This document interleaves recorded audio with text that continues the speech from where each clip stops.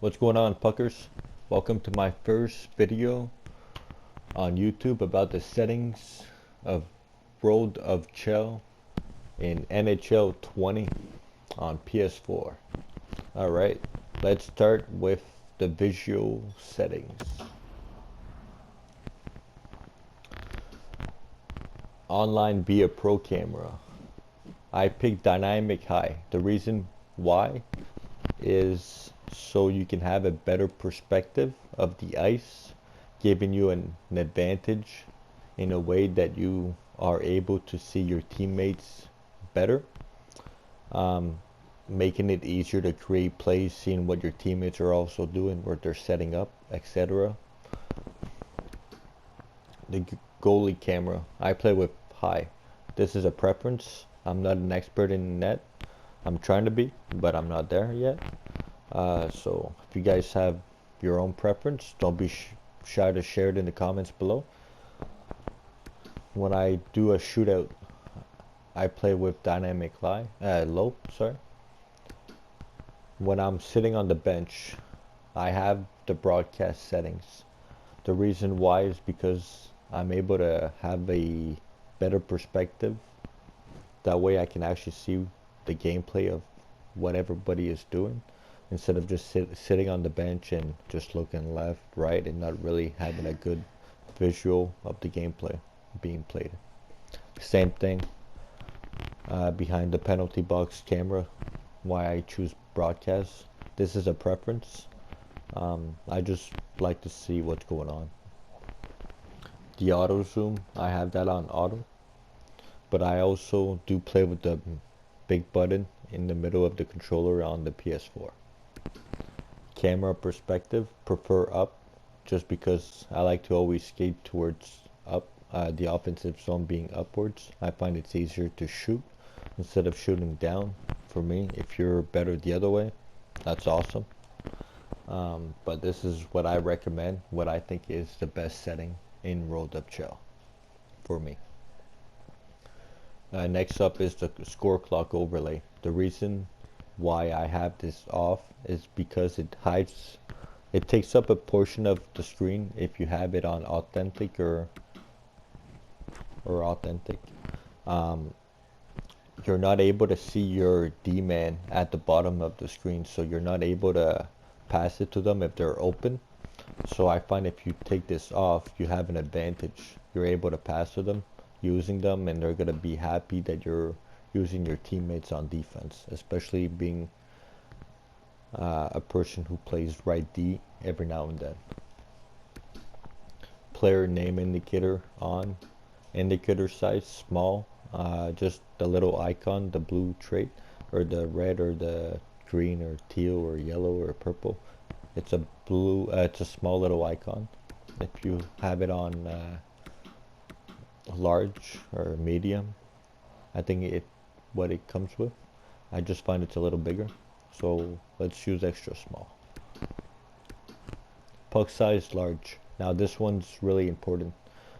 It makes it easier to keep track of the puck, easier to poke check the puck, causing less penalties, making you more often than not on the ice and not in the penalty box.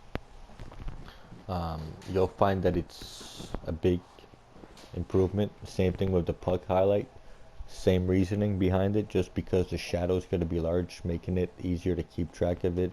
Again, having an advantage, more accurate poke checks,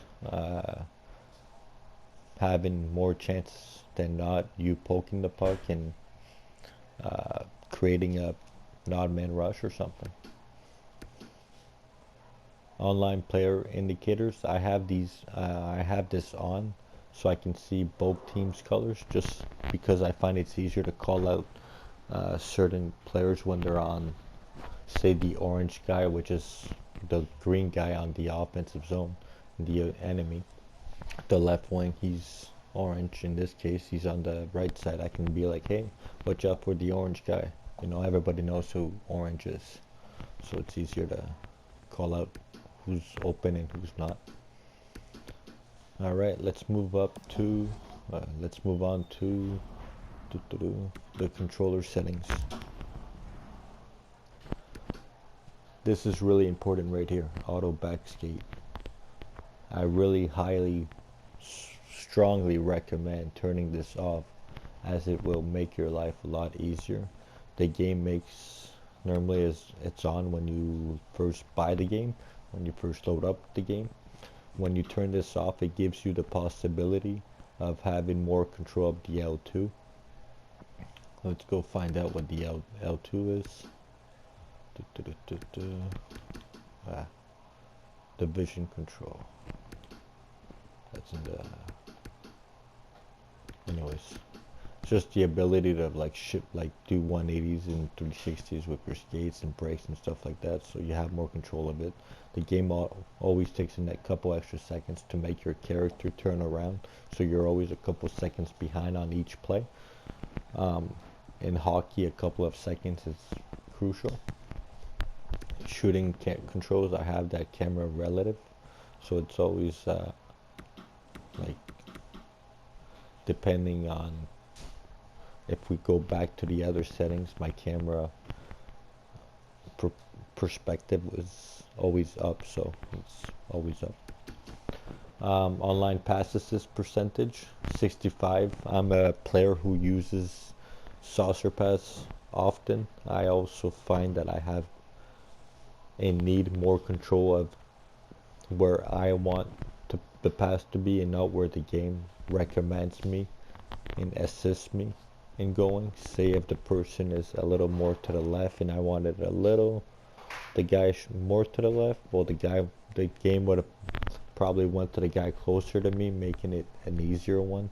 But I wanted more the guy on the left, making more precise, more it's more control over your passing. And that's about it. If you want the goalie controls default, goalie precision default, human color, goalie cover sweep, auto and on. Alright guys, that's pretty much it for my first video on the settings of NHL. Hope you guys enjoyed it. Feel free to share your comments below if after changing the settings around you find that it helps. If you guys have suggestions on better settings or recommend me using different settings, feel free to do so. Let's share. Alright, stay safe guys. Take care.